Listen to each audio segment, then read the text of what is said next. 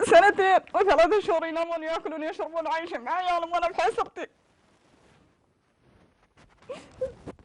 اصير مع الناس وانا مقهوره ومجروحه.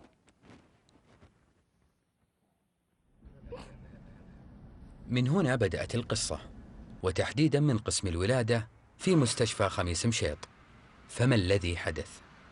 حين وثقنا فيها انها جهه موثوق فيها، رحت وجبت عندهم زي الناس. يعني وين نروح نجيب في الصحراء مثلا. بعد الولاده طلعت انا من المستشفى، يمكن تنومت يومين والثالث طلعت. جلست في المستشفى، انا اتصل واسال لانها فعلا اختي وكذا. كيف؟ قالوا الطفل في المستشفى في الخميس والطفل سليم. قالوا يقولون انه سليم.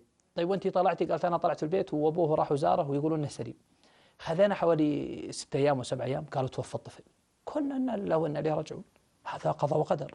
يوم نزلت اختك وابوه شافوا الولد ما في شيء، مو متوفي ولا شيء. لا هم عاش 5 أيام كيف يتوفى ذاك اليوم. طيب يعني شافه ابوه؟ ايوه زاوره ابوه بعد مره ثانيه وقال انه الحمد لله التنفس صار 70، يعني صار افضل، وان شاء الله 2 3 وتستلمون. اللي يتصل علي ابو الطفل قال يا اخي خذ هذا، مدير الثلاجه هذا رقم جواله.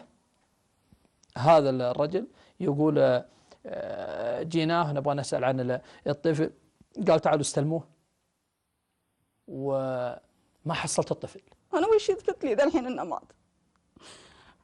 طيب حتى تحليل الدين سويناه، يلا بعد كم مراجعه انه صار اعطانا نحلل الدين.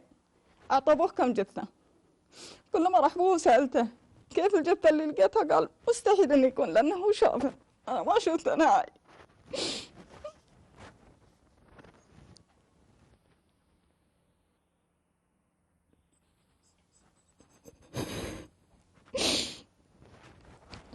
جينا عند مدير الثلاجه وقال خذ من الثلاجه اي شيء من مريحنا.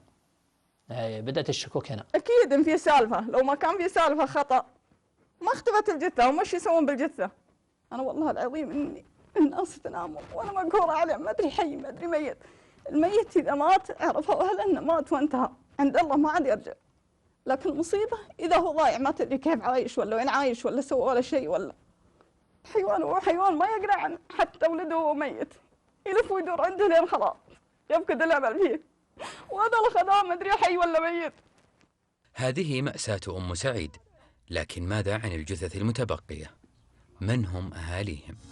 خروج على جثة ولدها تجي وتروح، لها اليوم 3 يوم ما صدقت موته، تروح وتجي وتعاود وجرحها مفتوح، تفجر خلاج منها الأضلاع منحوته، توقف عليه وتدري انه بلي روح، تجي منه وحبال الرجا منه مبتوته، تجي منه وحبال الرجا منه.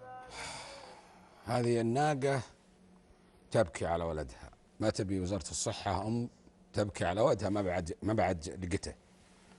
طلعوا جثة الولد ما فيه.